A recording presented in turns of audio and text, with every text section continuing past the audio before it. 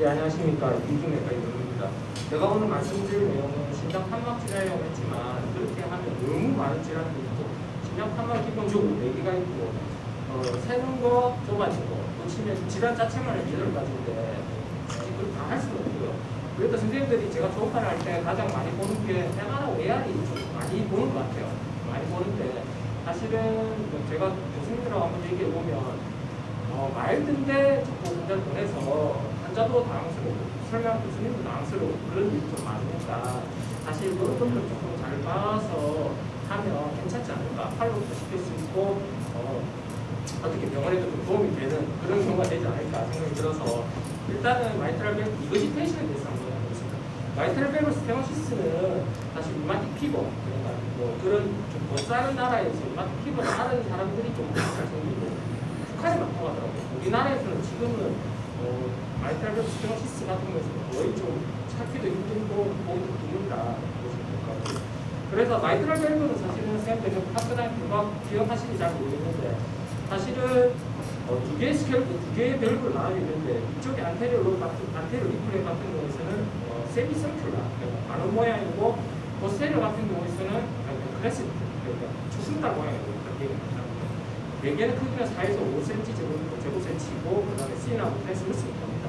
그리고 포스테리어 같은 경우에서는 인덴테이션이라고 있고 3개 스케일러로 이렇게 나눠져 있고 그거의 안테리어를 대칭하는 게 A1, A2, A3 P1, P2, P3로 얘기를 하는데 아직 거기까지 가면 너무 어드밴스고 일단 뭐 그렇게 나눠져 있다 보시면 되고요. 그 다음에 마이트랄 밸브 같은 경우에는 사실은 마이트랄 밸브만 있는 게 아니고 마이트랄 밸브를 싸고 있는 그 다음에 에놀루스가 있고 그 다음에 마이트랄 밸브하고 레프트 벤트리클하고 연결해주는 파피로머스가 코데 그쪽들 중에서 어느 하나라도 고장이 나면 리거지테이션이 되고 스테노시스가 생길 수가 있겠죠. 그래서 실제로 마이트랄 밸브는 선생님 보시면 기본적으로 파스나 롱뷰에서 보면 안테리어 리플렉, 쇼덱시스 뷰에서도 보시면 마이트랄 밸브는 다 잘 보입니다. 부체부, 유체부 다 볼 수는 있으신데 사실 특별한 병이 없으면 대부분 넘어가는 경우가 대부분이고요.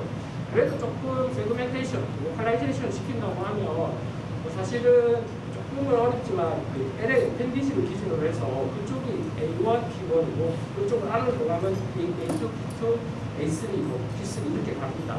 근데 그것까지는 강력하실 필요는 없는데 어쨌든 내가 대충 보는 위치가 파스나 롱에서 딱 가운데 됐다고 하면 가운데거든요. 그러면 A2, B2 정도 되겠다. 그 다음에 파스나 쇼덱시스에서 LA 어펜디지가 라테럴 쪽에 있거든요. 그럼 라테럴부터 A1, A2, A3 그럼 이쪽 밑에 되면 P1, P2, P3 정도 되겠다. 그 다음에 토챔버, 투챔버에서 이렇게 나오는 뷰에서 나오는 것들은 다시 어펜디지 일단 기준을 하시면 돼요. 근데 뭐 여기서 보면 P1이 볼 때도 있고 A1이 볼 때도 있고 그런 것까지는 조금 디테일하니까 그렇게 좀 보시면 될 것 같고요. 그래서 조금 뭐 자세하게 얘기를 하면 사실 여기가 LA 어펜디지입니다. 그러면 이쪽에서 지금 세고 있죠. 그러면 여기 A1, A2, A3, 여기 A3 쪽에 앞뒤가 세고 있겠구나. 대충 그 정도. 그 다음에 여기서 보시면 여기 P3인데 P3는 반대 방향으로 휘어져요. 그래서 그렇게 보인다고는 얘기를 합니다. 여기 나중에 어디 에코나 학회 가서 맨날 이런 얘기 하고 있거든요. 그래서 대충 걔도 저런 얘기 하고 있다. 그렇게 받아주시면 될 것 같아요.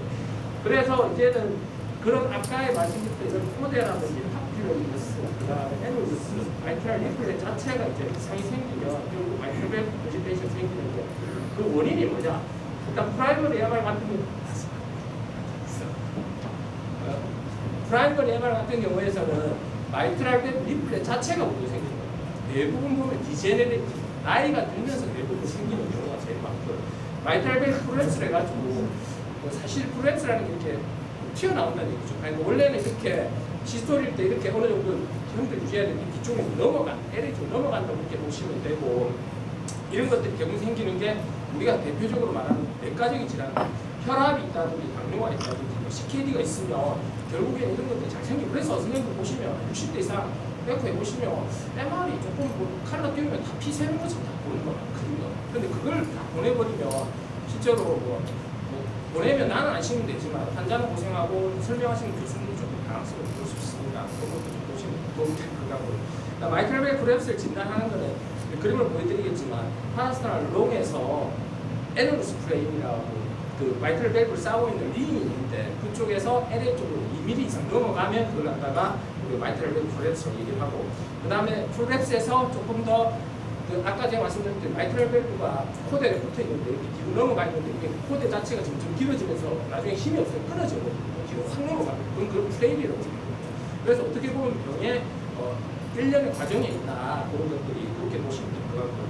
그래서 프레임 같은 경우에는 아예 이벌전 돼버리는 그렇게 보이는 거라고 생각하시면 되겠습니다. 그래서 실제로 노멀 같은 경우에는 파르스랑 롱을 보시면 시스톨 때 피가 이렇게 나가면 물론 여기서만 에오타 쪽으로 피가 나가야 되는데 이렇게 압력이 걸리겠죠. 또 보통 경우에는 이렇게 잘 뻣뻣하게 버텨야 되는데 마이트럴 프롤랩스나 이런 게 있으면 얘들이 뒤로 넘어가거든요. LA 쪽 밸브 자체가.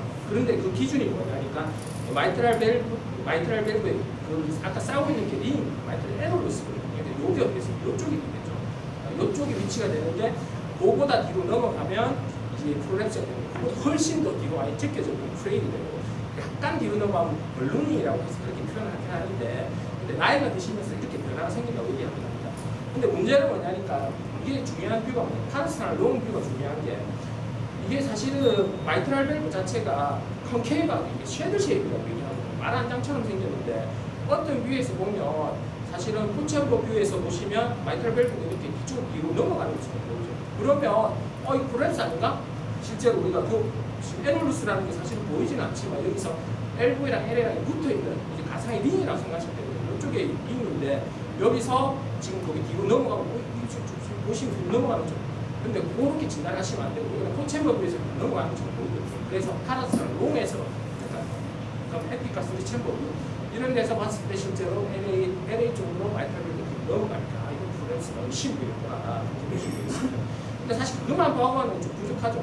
선생님들 가장 많은 칼라를 띄워서 실제로 우리 시스토리인데 블루드 플로우가 LA 쪽으로 이렇게 뒤로 넘어가는 그러니까 좁은 데를 지나갈 때는 사실 선생님들 보시면 이걸 딱 어떻게 처음에 본능적으로 인지를 하시는데 보시면 어떻게 보이냐니까 색깔 자체가 밝은색으로 그러니까 엘리에진 그러니까 옛날에 선생님들 모자이크 디자인 패턴이 얘기하시던데 이게 속도 자체가 빨라지면 색깔이 빨간색으로 변하면서 이렇게 모자이크 시즈로 이렇게 변하고 그러면 좀 피가 좀 색으로 변화 그러면 이걸 갖다가 정량적으로 그냥 지금은 정성적으로 보는 거예요. 칼라를 띄워서 일단은 2D로 야 이거 지금 약간 뒤로 챙겨졌네? 근데 칼라를 띄워 보니까 실제로 MR 있구나. 근데 MR 있으면 어느 정도인지를 좀 판단해야 되겠죠. 이렇게 보시고 이거 보시면 처음에는 저도 사실 이렇게 보면 잘 모르는데 칼라 띄우고 피가 새네? 다시 2D를 보면 마이트럴 밸브 포스텍 리플렛이 제껴져 있구나. 근데 그 정도가 많이 심하게 뒤로 넘어가버리면 예를 들어 코드 같은 게 끊어진 걸로 보이는 거거든요. 그러면 이거는 시비어 MR일 수도 있겠구나. 그렇게 보시면 될 것 같습니다. 그래서 이거 제 환자였는데 이 환자 같은 경우에는 80세 여자 환자였는데 시비어 같은 사실은 요거만 봤을 때는 처음에 잘 몰랐는데 칼라를 보시면 거의 뒤쪽으로 이렇게 다 플로가 넘어가 버리죠. 그러니까 포스테리어 이쪽에서 마이트럴 밸브 이렇게 뒤로 제껴지면 플로가 이렇게 위로 돌아가거든요. 보시면 이 방향으로 이렇게 나오면 이쪽에 지금 포스텔 리플렛이 얘가 지금 재구시를 잘 못하고 있고 플로우 양 자체가 많구나. 그래서 본인이 나이 많다고 생각하고 잘 안다고 해서 그냥 보고 있는데 잘 계시더라고요. 그런 경우도 있다. 그래서 마이트럴 밸브가 일단은 문제가 생기는 거는 디제네이트 디시인데 사실은 디제네이트 디시를 일으키는 게 사실 파이브로 일라스틱 디피시언시 그냥 우리가 봤을 때 섬유화 티슈가 좀 부족한 그런 거 나이가 드시면 우리가 콜라겐이 줄어들고 그런 양상입니다. 압력을 많이 받으니까 콜라겐 티슈들이 줄어들고 점점 가늘어지면서 쭉 끊어져버려요. 포대가. 그러면서 생기는 게 파이브레스 디피시언시 FD라고 얘기하고요. 그 다음에 이건 우리나라에는 흔하지 않은데 발론 디시스라고 해가지고 마이트럴 밸브 자체가 류코폴리사카라이드고 학교 다닐 때 예전에 유전 생활 시간 때문에 그런 것들 침착이 되면서 밸브 자체가 진짜 길어지는 거예요. 길어지면서 이렇게 훅 제껴지는 그런 모양인데 그거는 우리나라에 맞추는 유럽에는 좀 많은 것 같더라고요. 유럽이나 서구 쪽에서. 그래서 항상 나오면 2개가 항상 나오거든요. 근데 우리나라에서는 이쪽에 발로 뒤지는 걸 볼 일은 없을 것 같습니다. 그래서 파이브로 일라스틱 디피시언시가 있는 커넥티브 티슈인 경우에서는 보통 특징적으로 뭐냐니까 우리 아까 그 리플렛을 볼 때 A1, A2, A3 있으면 각 세그멘트 하나 정도 아니면 위아래 정도 그런 식으로 되는데 나중에 보시면 발로 같은 경우에서는 전체적으로 이 발로가 아까 제가 말씀드린 류코폴리사카라이드이 침착이 되면서 두툼해지는 거야. 두툼해지니까 두툼해지는 거 잘 막는 거 아니야? 걔도 기능을 잘못 아기가 안 쓰는 거예요. 그래서 툭 쳐져가지고 MR이 생긴 그런 모양이 됐습니다. 그래서 말로 같은 경우에는 하나는 부족해서 문제가 되는 거고 하나는 많아서 묶어지고 벌키하고 그러니까 이런 덩어리가 큰 거, 거리면서 그렇게 되는 거죠. 그래서 젊은 나이에 유전적인 그런 문제에서 젊은 나이에 보통 40대 전후에 많이 발견되고 하고 아까 말씀드린 파이브글라스 디피션시 같은 경우 60세 우리가 보는 보통 요령이 안 좋아요. 그런 경우에서 잘 나타나게 되어 있습니다. 특징적으로 발로 같은 경우는 전체적인 밸브 다에 민발로 가는 그런 디퓨전 타입으로 나타나게 되어 있습니다. 모양에 보시면 무엇입니까? 얘는 부족한 거, 얘는 지금 많은 거. 결국에는 하나는 부족하고 하나는 많지만 결국에는 밸브 자체가 아기가 안 나와요. 파테이션이 잘 안 돼가지고 결국은 그런 원인을까지 다 알면 좋지만 어쨌든 그렇게 항상 세계는 그렇게 나와 있다. 그 다음에 좀 잘생기는 게 엔도카라이티스나 루마틱 마이트랄 밸브 같은 경우에서도 사실은 뭐 이런 게 프라이머리 밸브 자체에 문제가 되는 거니까 그런 게 있을 수 있다.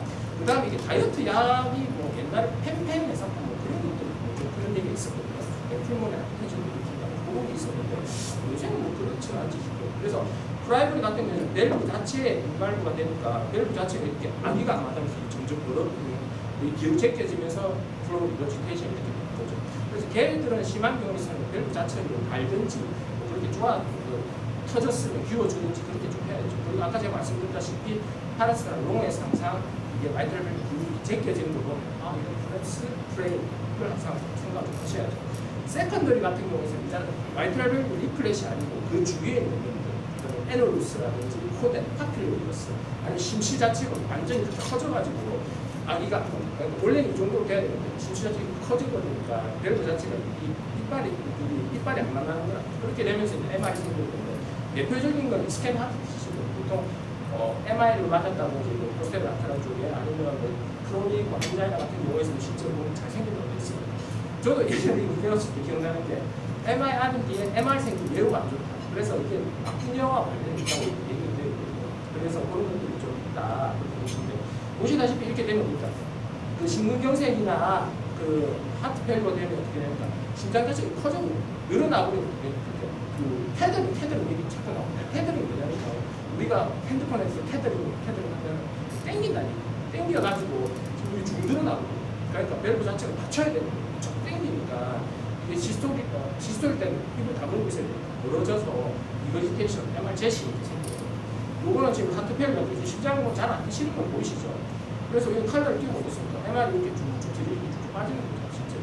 그래서 원래는 뭐 프라이머리 MR, 세컨더리 MR도 밸류에이션 방법이 좀 다르긴 한데 뭐 일단 지금은 기본적으로 배운다 생각하시면 지금은 심실이 커져 있습니다. 그리고 실제로 자세히 보면 판막 자체는 잘 움직이는 거예요. 판막 자체 잘 움직이고 그 다음에 요새 조금 얘기했는데 심방세동이 있는데 지금 심방세동을 에코를 하시는 분이 있는데 해보시면 MR이 생각보다 많아요. 판막도 잘 닫혀있고 심실이 별로 안 큰 것 같은데 얘는 뭐냐니까 얘들 심방이 커지면서 마찬가지로 그 마이트랄 밸브가 옆으로 쭉 늘어뜨는 거예요. 그러면서 리버지테이션 제시가 생기는 것 같습니다. 그래서 뭐 사실은 기전은 뭐 비슷하죠. 그렇지만 심방세동 특징은 뭐냐니까 이게 APB 노멀 사이즈로 돌아오는 얘기입니다. 물론 뭐 챔버 사이즈가 많이 커져 있지 않거나 그렇게 됐을 때 그렇고 이게 제 심방세동한테 보시면 L9 자체가 오히려 작죠. LA가 지금 엄청 크죠. 보시면 그래서 열심히 물론 제 각도를 조금 잘못 줘서 조금 재보시면 더 길게 뒤로 많이 빠지거든요. 그런 것들 좀 볼 수 있고 카펜디어 클래시피케이션에 관해서 뭐 이런 것들은 다 아실 필요 없는데 그냥 뭐 밸브가 이상이 있는지 그 주위에 부종이 이상이 있는지에 따라서 이렇게 나눴다 이렇게 보시면 되고 아까 뭐 사실 믹스마토스 체인지라는 게 이렇게 발로 이렇게 주막이 이렇게 자라가지고 밸브 자체가 그냥 이상하게 되는 그런 거에 보시면 되겠습니다. 그래서 우리가 일단은 지금은 2D에서 좀 세네 칼라 띄워보니까 좀 빠지네 그러면 이제는 그거 갖다가 지금 정성적으로 좀 있다 없다 보니까 이렇게 정량적으로 평가를 해야 되겠습니다. 그걸 갖다가 이제 시베리티 리벨루션 해야 되는데 시베리티 리벨루션 하는 게 일단 첫 번째 항상 도플러로 보죠. 예전에 선생님들이 그 F 매뉴얼이나 책 같은 거 보셨을 때 칼라 예를 들면 칼라가 뭐 LA 챔버의 뭐 40% 50% 이상이면 시비어다 뭐 칼라 제시 예를 들면 풀물 메인까지 끝까지 가면 시비어다 뭐 그렇게 얘기하는데 일단 그것도 지금까지는 유효하고 그런 것들이 좀 정성적으로 좀 평가를 하고 반정량적으로 평가하는 여러 가지 방법이 많아요. 그렇지만 비나 컨트랙터라고 해서 제가 설명드린 거고 그 다음에 완전 정량적으로 이제 새는 볼륨이 얼마인지 셀 때 우리가 잘 안 다치니까 그 구등이가 있을 거 아닙니까? 그 오리피스의 면적이 얼마인지를 실제로 평가하는 게 피사 메소드라는 부분이 좀 있습니다. 사실은 여기 보시면 어지럽죠. 현기증 나죠. 지금 보면 뭐 어떻게 나와야 되냐. 일단은 기억하셔야 되는 건 스트럭처. 2D에서는 몰폴로지 일단 보자. 우리한테 유생기질도 보고 그 다음에 칼라도 띄우잖아요. 그러면 정성적으로 있다 없다 정도는 봐서 얼마 정도 빠졌는지 대충 보고 그 다음에 이제는 반정량적, 그 다음에 정량적으로 이렇게 평가를 하는 겁니다. 그래서 빠진 게 특징이 뭐냐니까 지금 이렇게 생각하시면 심실이 이제는 심장이 시스톨을 하는데 그러면 LA에서 L부 쪽으로 심장 마이트를 다쳐야 되겠죠. 근데 이게 안 다치고 주둥이에 열려 있으니까 어떻게 되겠습니까? 그쪽으로 피가 빠르게 이렇게 새 나갈 겁니다. 그러면 그걸 갖다가 사실 이건 좀 잘 유체역학에서 방구를 형성하면서 이렇게 빠져나간 겁니다. 방구를 형성하면서 그 방구를 형성한 게 그 나가는 볼륨하고 이게 똑같답니다. 그래서 그걸 이용해서 하는데 프록시마 아이스 벨로시티 서피스 에어리어를 해가지고 그렇게 측정하는데 사실은 그렇다는 것만 아시고 나중에 기계는 어떻게 측정하시는지만 아시면 어렵지 않습니다. 그래서 그러면 조금 더 디테일하게 그리면 이렇게 이만한 볼륨 빠져나가는데 나갈 때는 이렇게 빠져나간다. 그래서 우리가 알고 싶은 건 얘들이 보고 싶은 거죠. 얘가 얼마나 구멍이 큰지 얘가 나갔을 때 얼마나 볼륨이 얼마나 되는지를 보고 싶은 거죠. 그래서 그걸 갖다가 구하는 게 여러 가지 있는데 피사, 그 다음에 비나 컨트랙타, 디지털 제스. 디지털 제스는 선생님 다 보셨죠? 그 컬러로 띄워가지고 보시고 그 LA랑 보통 에피컬뷰에서 호챔버랑 투챔버뷰에서 봤을 때 배경은 맞긴 맞아요. 정량적으로 봤을 때 절반 이상 꽉 차네? 그러면 보통은 시비어지 않겠나 그렇게 생각하실 수 있습니다. 그렇지만 이게 또 단점이 뭐냐니까 사실은 우리가 책에도 보면 이렇게 아직까지 구하는 데도 있습니다. 면적을 재서 LA 면적이랑 실제로 그 비율을 40% 이상 그렇게까지 얘기하긴 하는데 근데 가이드라인에서 이렇게 돼서 쉽다? 누가 하더라도 쉽고 직관적으로 다 볼 수 있다. 그렇지만 얘들은 여러 가지 변수가 많아요. 실제로 뭐냐니까 우리가 아까 도플러가 얘기하셨도 하셨지만 그 칼라 세팅을 갖다가 맞추고 하면 조금 더 잘 보이고 한데 우리가 에코에서 보통 디폴트 세팅이 있는데 그걸 갖다가 칼라를 조절하시고 나이페스트 리밋이라든지 칼라 센스티비티 좀 줄이시면 어떻게 되냐니까 이게 없는 것도 많게 만들 수 있고 예를 들면 칼라 게인을 확 올려버리면 원래는 이만큼 차야 되는데 확 더 세게 그렇게 볼 수도 있고 나이페스트 리밋은 칼라 리파거든요. 그걸 갖다 보통 우리가 에코에서는 마이너스 70에서 플러스 70인데 그걸 갖다가 30으로 낮추어서 버리면 그보다 작은 혈류의 흐름을 다 잡아내버리니까 실제로는 그걸 오버 에스티메이션 해버리는 그런 문제가 생기고 그 다음에 또 프리퀀시를 바꾸더라도 실제로 우리가 이게 하이 프리퀀시를 사보면 조금 더 디텍션을 많이 하니까 그렇게 될 문제가 생길 수 있습니다. 그래서 항상 내가 에코를 이 칼라를 봤을 때 디폴트 세팅을 좀 확인하시는 게 중요하고 그리고 얘들은 좀 변수가 많은 게 실제로 우리가 알고 싶은 거는 그 면적, 빠지는 구멍의 면적하고 나가는 볼륨인데 실제로 우리가 칼라를 띄워서 이걸 보는 건 속도거든요. 실제로 블러드의 속도인데 우리가 그 칼라를 띄웠을 때 이걸 보는 거는 여러 가지 이 속도의 흐름들을 보는 건데 얘들이 뭐 영향을 받냐니까 혈압이 영향을 좀 많이 받습니다. 예를 들어서 얘들을 한번 보시면 혈압 한 170에서 180 되는 사람들 한번 해보시면 MR이 다 있어요. 왜 그러냐니까 심장 자체에서 애프트로드가 그러니까 우리가 고혈압이라는 건 혈관이 안 열려. 그러면 심장에서 그 에오르타로 혈관이 나갈 때 어차피 혈압이 높고 심실 자체도 보통 180 정도 되겠죠. 그러면 어떻게 되겠습니까? 그럼 LV 쪽으로 압력이 심하게 걸려거든요. 그러면 예를 들면 180 정도 되면 실제로 피가 뒤로 이렇게 빠져거든요. 그러면 이게 실제로 MR이 있는 건지 없는 건지 알 수가 없어요. 그래서 실제로 보시면 칼라로 봤을 때 비슷하죠, 얘들이. 그런데 우리가 정량적으로 나중에 하겠지만 피사 메소드 이런 걸 해보니까 얘 자체가 더 심하다. 피사 메소드 했을 때 볼륨 훨씬 더 많이 빠지고 그래서 항상 환자 주변 상황이 어떤 거지 정말 그런 경우도 있거든요. 제가 기억하는 게 환자가 비뇨기과 수술하는데 소변을 참아야 돼요. 소변을 참으면 혈압 180이 되거든요. 그러면 실제로 에코도 해보면 막 MR도 막 빠지고 하면 이거 뭐지 혈압도 올라가고 뭐 근데 소변 보고 나서 한번 해보니까 돌아오는 거 이렇게 있거든요. 그래서 그런 것도 중요하다. 그래서 MR도 Z 문제가 뭐냐니까 요래 보시면 만약에 센트럴로 이렇게 빠지면 이렇게 빠지면 이거 시비하다 이건 다 누가 봐도 알죠. 근데 이렇게 이센트럴하게 빠져버리면 문제는 뭐냐니까 이게 벽 쪽으로 부딪혀가면서 에너지가 로스가 되거든요. 그러면 실제로 더 빠지는데 우리 눈에서는 더 빠지는 거거든요. 그래서 보통 이렇게 되면 한 2배 정도 생각해라고 얘기를 하는 거예요. 근데 여기서 끝까지 한번 메인까지 가면 이거 좀 시비가 좀 크다. 그런데 너무 생각해야 될 게 많으니까 이게 사실 좀 어려웠습니다. 그래서 이게 벽에 부딪혀버리면 같은 양이라고 하더라도 좀 적게 보일 수 있다. 그 다음 미나 컨트랙터가 뭐냐니까 뭐 우리가 아까 피가 뒤로 셀 때 가장 좁아져 이렇게 동그라미를 만들어서 그 판막 기준으로 셀 때 가장 우리가 그 입구가 있지 않습니까? 그 입구랑 가장 비슷하게 미나 컨트랙터라고 얘기하긴 하더라고요. 그래서 그걸 볼 때는 항상 그런데 좀 우리가 심장 초음파를 보시면 어떤 위에서 잡아라고 하는 게 좀 나와요. 예를 들어 파라스나 롱에서 잡아라 아니면 에피칼 위에서 잡아라 그런데 그거는 그 파라스나 롱엑시스 위에서 잡아서 뭐 잡는 건 그렇게 어렵지 않습니다. 하시면 심장 초음파를 하셔서 보통 에피칼 뷰 아니면 코스탈 파라스나 롱엑시스 위에서 칼날을 띄워서 그 다음에 이거 보시면 여기 피사고 여기에 리버지테이션 젯이 되겠죠. 그래서 이거만 줌을 넣어가지고 요거 사이즈를 보통 재시면 근데 조금 직관적으로 나와서 좀 보기는 좋죠. 보통 뭐 7mm, 0.7cm 이상이면 12여다, 0.3 이하면 뭐 말리다. 그래서 이런 것도 좀 참고를 하시면 여기 반정량적으로 강정량적으로 수치적으로 나온다고 얘기합니다. 그래서 하기는 좋긴 좋은데 문제는 뭐냐면 여러 군데서 MR이 세거나 그러면 얘 그냥 그런 것도 좀 있습니다.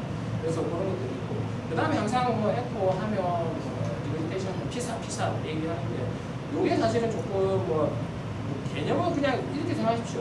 뭐 아까 제가 말씀드렸다시피 방구를 그려서 이렇게 빠져나가는데 저도 사실은 원의 표면적으로 구하는 4파야 제곱이 처음 알았거든요. 근데 반원이니까 2파야 제곱에 요거는 뭐냐니까 선생님들 이것도 다 그냥 초음파 기계에서 하는데 칼라 스케일을 갖다가 보통 이거는 그 약속입니다. 보통 우리가 스케일 마이너스 70에 플러스 70을 밑으로 마이너스 40 정도 내리면 이게 고정이거든요. 그 V 엘리에이션. 그래서 그 값에서 그 다음에 요거는 선생님이 일단 그 피사 나눠서 이렇게 구하고 그러면 우리가 알고 싶은 건 얘거든요.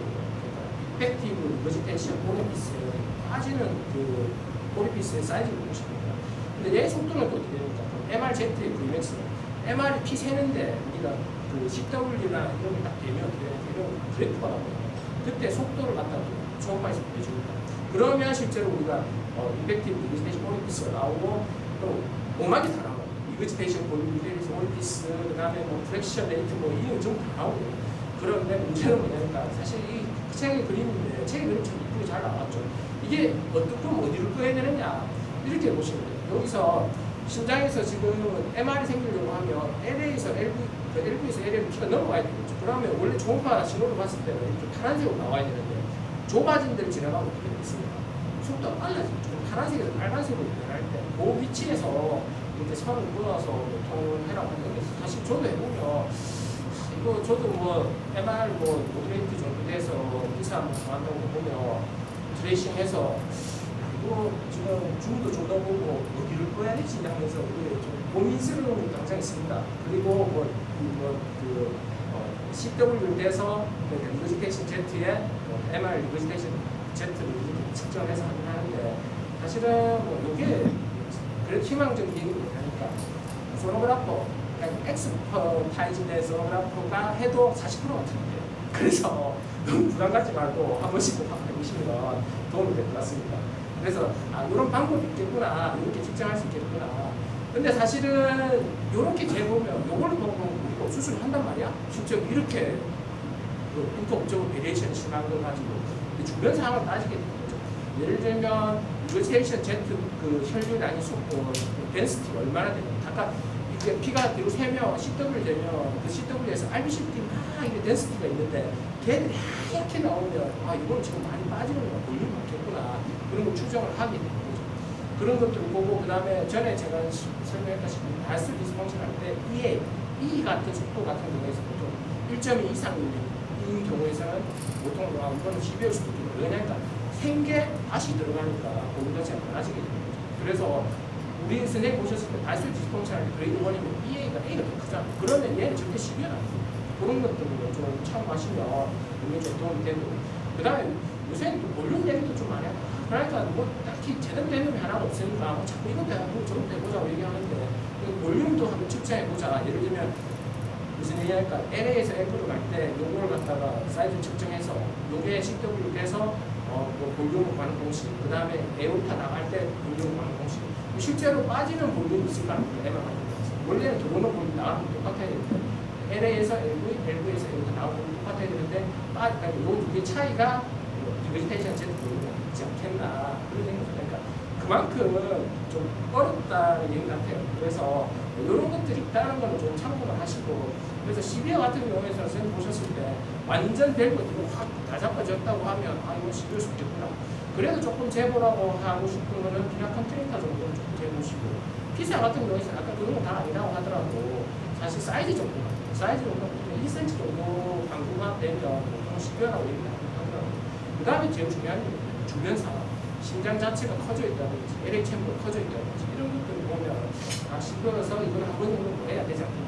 예를 들면 챔버 사이즈도 크지도 않고 아까 제가 말씀드렸다시피 EA 자체도 E하고 A가 있는데 A가 더 크고 하면 그건 절대 시비어는 안 돼요. 그런 환자는 무시버리고 괜히 하면 환자도 부산이 듣고 났어요 이렇게 얘기를 하시진 않겠지만 보내는 의사도 좀 답답하고 그러니까 그래서 2D에서 볼 때는 마이트랄 밸브가 처음에 좀 몇십 년 밸브 뒤로 자빠지는지 한번 보시고 그 다음에 LV나 LA 주변상 심장이 커지게 볼륨이 뒤쪽으로 100% 받았다고 다시 넘어가니까 커지고 그 다음에 칼라는 다 띄우시고 공부 같은데 띄워서 정성적으로 있다 없다 정도를 좀 보시고 그걸로 정량적으로 시비어라고 판단하시면 안 되고 하트 정상 하셔야 되고 환자 혈압 아까 너무 높은 혈압 조절 안 되는 혈압 같은 경우에는 시비어를 만들어 볼 수 있고 볼륨 스테이터스 그 다음에 에코를 하시다가 뭐 칼라 세팅을 하다가 또 다음 환자로 하다 보면 이 디폴트 세팅이 아니면 또 조절이 안 될 수도 있고 그 다음에 뭐 시비어 났다고 하면 약간 정량적으로 그래도 한 이라크 트랙터라든지